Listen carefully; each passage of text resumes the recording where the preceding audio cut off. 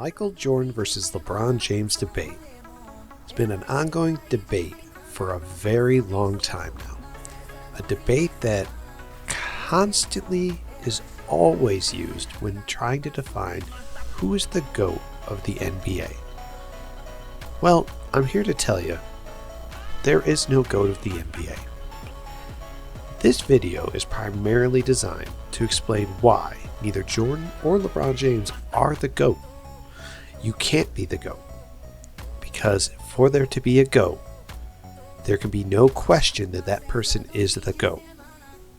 And when people are questioning and debating every single day who is the GOAT, then there is clearly no GOAT. The point of this video is very simple. The premise is very straightforward. I will be showing you my opinion on why I believe neither of them are the GOAT, and why the NBA has yet to have a GOAT.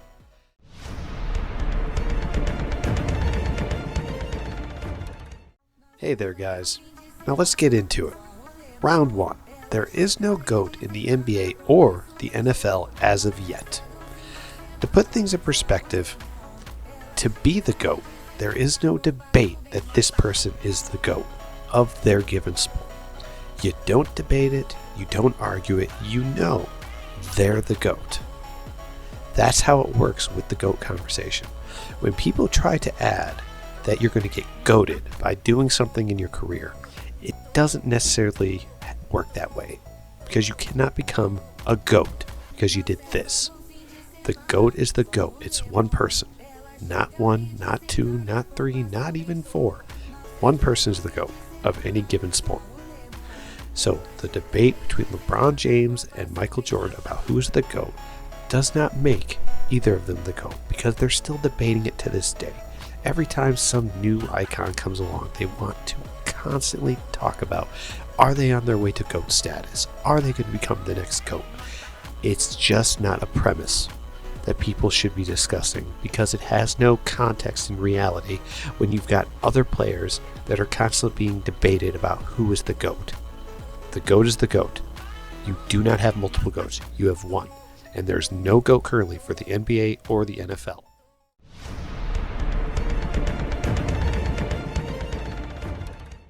So the simplest thing I can do when it comes to the GOAT debate is bring forward 5 different sports that if I were to give you the name of who they consider the GOAT of that sport, very few people, if anybody, would ever debate it.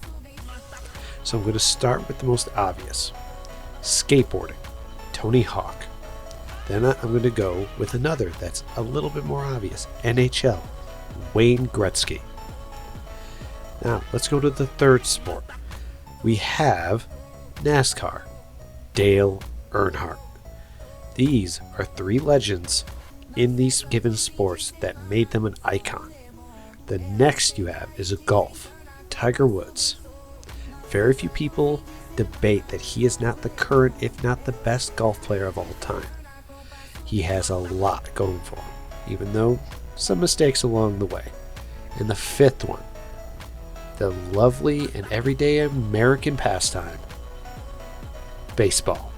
We're going with Babe Ruth.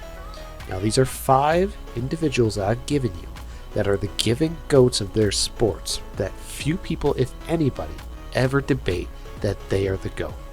And the biggest thing I can take away from this is naming a 6th sport right off the top of my head: boxing. Cassius Clay, aka Muhammad Ali. He is the GOAT of his sport. These are GOATs. People hardly, if anybody, ever debate that these men are not the GOATs of their given sports. You know they are, because it's not talked about. It's not because those sports aren't getting any more attention. It's because no one's come out that's made a sudden change in the atmosphere because of their participation in the sport. These are the given GOATs. That's how it stops. That's where the buck ends. That's not to say that those GOATs can't change because someone comes along and is better. But so far, no one's been better.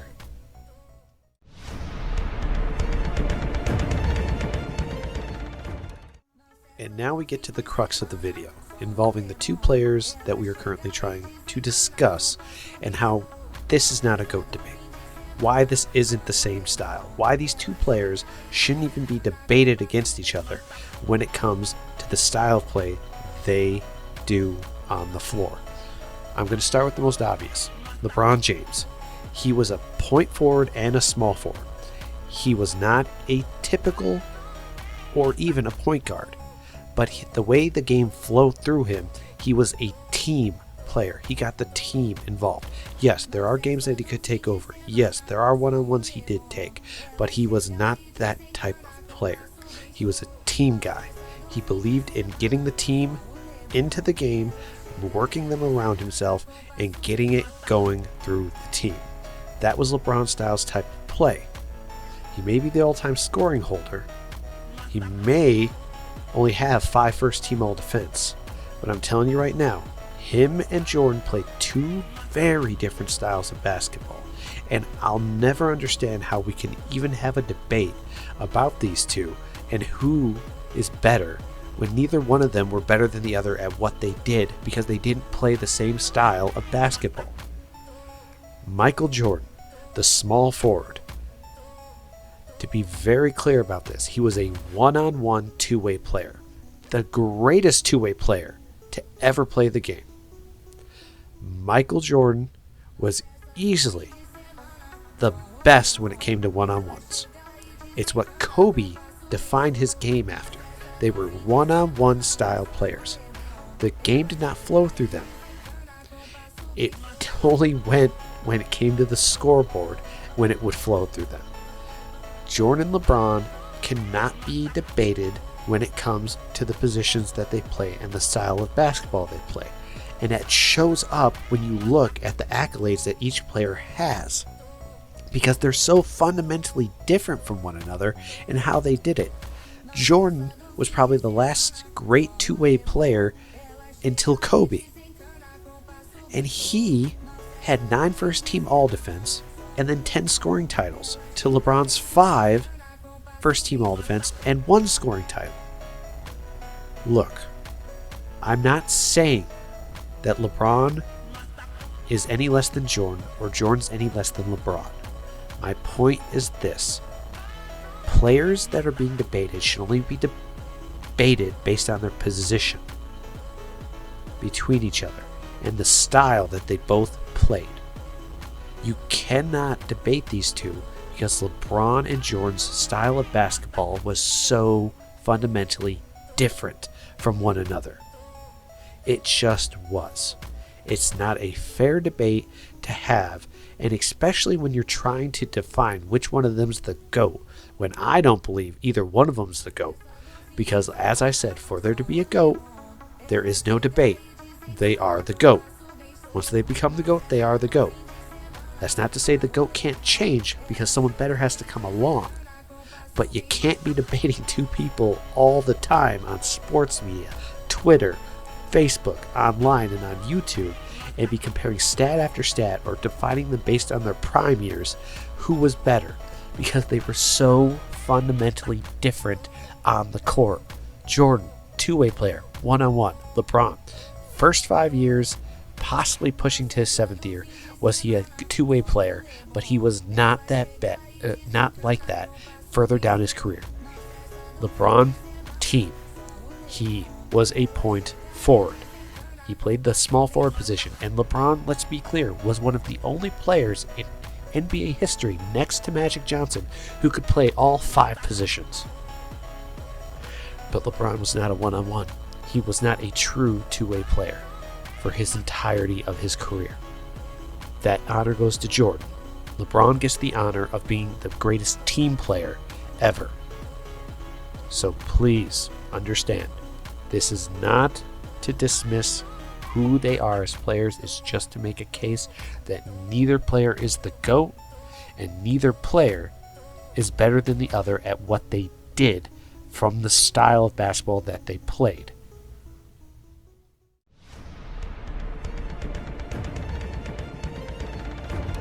Now we get to the final crux of my argument on why these two players are not so much not comparable based on style of play and position, but also why the GOAT debate has such a weird set of goalposts that people like to set, where they either push it too far or they keep pushing it back to make their argument.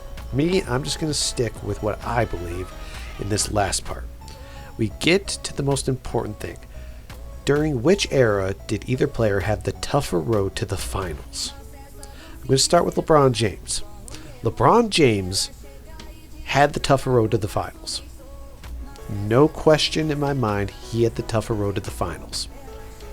Even though in the 8 years that he dominated that conference, he was one of the top teams, but he had a tougher road when getting to the finals and who he had to play through. Now, I want to be clear. This doesn't mean I'm saying that Jordan's era and the people that he had to go through to get to the finals was not a tough road. But this is where we get to the part where pretty much my mind is made up on this. Is Jordan was the road to the finals during his era.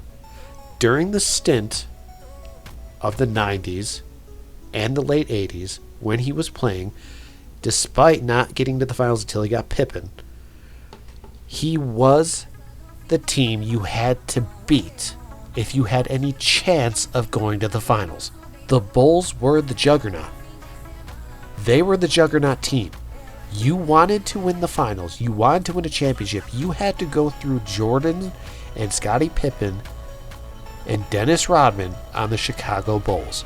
Keep in mind, Rodman came later, but I'm referring to the fact that the Bulls were the juggernaut. And it's not that Jordan didn't have a tough road. It's just they were the juggernaut. You had to beat them. If you could not beat Chicago, you could not even have any hope of winning the finals. So, to end this video on, quite simply, LeBron James, tougher road to the finals. The Bulls, not the tougher road. They were the juggernaut. The road was through them. And that's all I got to say about it. All right, guys. Peace. Hey, guys, if you enjoyed this content, like, subscribe, and let me know down in the comments section how you feel about the video itself. I look forward to reading them. Thanks again.